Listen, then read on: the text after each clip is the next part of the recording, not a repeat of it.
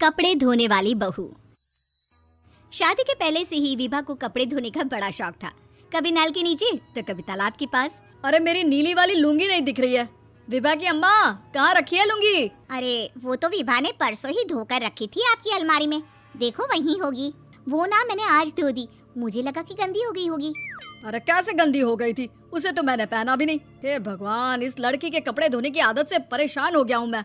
जितना तो घर में राशन नहीं आता उससे कहीं ज्यादा डिटर्जेंट पाउडर का खर्चा है।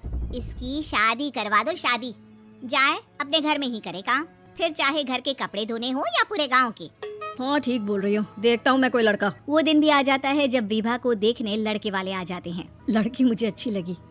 होने वाली सास कहती है, बेटी अगर कुछ पूछना है तो पूछ लो। वैसे तो हमारी लड़की बहुत ही शर्मीली है, जो बोल दो वो मान लेती है, इसे क्या पूछना होगा। अरे कैसी बात कर रही हो माँ, मुझे इन लोगों के घर रहना है, सवाल तो कई है। हाँ हाँ बेटा पूछ लो ना, क्या पूछना है। आप लोगों के घर कपड़े कौन धोता है? सास का मुंह बन जाता है। देखो अगर तुम ये कहना चाहती हो कि तुम्हें कपड़े धोने नहीं आते तो सुन लो, कपड़े मैं ही धोती हूँ, लेकिन तुम्हारे आ जाने के बाद मैं रुमाल तक नहीं धोऊंगी। अरे चुप रहना भगवान, बहू बेचारी घर आई नहीं, उसे डराना शुरू कर दिया। वो क्या है ना बिटिया, अभी तक तो ये कल्लू की माँ ही धोती थी, लेकिन अब तुम्हारे पापा तो दहेज में वॉशिंग मशीन देंगे ही। तभी विभा की माँ बोल पड़ती है, सवाल भी पूछा तो क्या, वैसे भाई साहब मशीन की तो फिर भी कपड़े धोने की कैपेसिटी होती है। मतलब जो बिटिया दे रहे हैं ना विभा, इसे कपड़े धोने का बहुत शौक है। ये आप लोगों के क्या, आस पड़ोस गांव मोहल्ले सबके कपड़े धो दे और उफ तक ना करे। बाहर देखा नहीं आपने कितने कपड़े सूख रहे हैं, सब हमारी बिटिया ने ही तो धोए हैं। बस भी करो ना माँ, शर्म आ रही इतनी तारीफ सुनकर। और तो और एक दाग निकाल कर दिखाओ तो मान जाओ। हाँ अच्छा माफ करना बेटा, मैंने गलत समझा, हमें तो रिश्ता बहुत पसंद है। और ऐसे जुड़ जाता है रिश्ता कपड़े धोने का शौक रखने वाली विभा का। उसकी शादी हो जाती है कोयला फैक्ट्री में काम करने वाले कल्लू के साथ। शादी के बाद अचानक विभा चिल्लाती हुई सास के पास आती है, सासू माँ, अरे सासू माँ कहाँ है आप? ये तो धोखा है, धोखा दिया आप लोगों ने मुझे। इसे ससुर के चक्कर के बारे में पता चल गया। अरे तो उसमें तुझे क्यों धोखा मिला है? अरे नल में पानी नहीं आता, कपड़े कैसे कब धुलेंगे? अच्छा तू पानी नहीं आ रहा उसकी बात कर रही है? तो आपने क्या सोचा? कुछ नहीं। अच्छा तेरी माँ ने कहा था कि कपड़े धोने का शौक है तुझे, याद आया मुझे।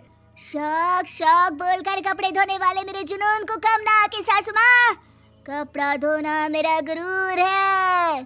तभी पति भी वहाँ आ जाता है। अभी मैंने इसे सनी देओल की फिल्म दिखाई है, उसी के डायलॉग मार रही है माँ। अच्छा सुन, साफ साफ बता रही हूँ, पानी सुबह 4 से 6 और शाम को 10 से 12 आता है, समझी? विभा टाइमिंग सुनकर हैरान हो जाती है, ये क्या भूतों का मोहल्ला है? सुबह 4 बजे उठकर कौन कपड़े धोता है? 4 बजे टंकी में पानी जाता है, फिर सारा दिन धोना ना, किसने मना किया? अरे कैसी बात कर रही है, 200 लीटर की टंकी में कितने कपड़े धो लूंगी मैं, सुबह ही उठ जाऊंगी मैं। अब क्या था, विभा सुबह 4 से लेकर रात के 12 बजे तक कपड़े ही धोती रहती। एक रोज सास पड़ोस से निकलकर कहीं जा रही होती है कि साथ वाली कहती है, हाँ कल्लू की माँ, जरा ये बताओ कि 2 साड़ी है, 2 ब्लाउज और एक पेटीकोट और एक नाड़े वाला लंबा कच्छा। हाँ तो? अरे तो क्या, कितना लोगी धुलाई ये बताओ। धोबन दिख रहे हैं हम क्या? हमारे पति सरकारी नौकरी से अभी रिटायर हुए हैं और बेटा सुपरवाइजर है कोयला फैक्ट्री में, धोबन समझ रखा है हमें।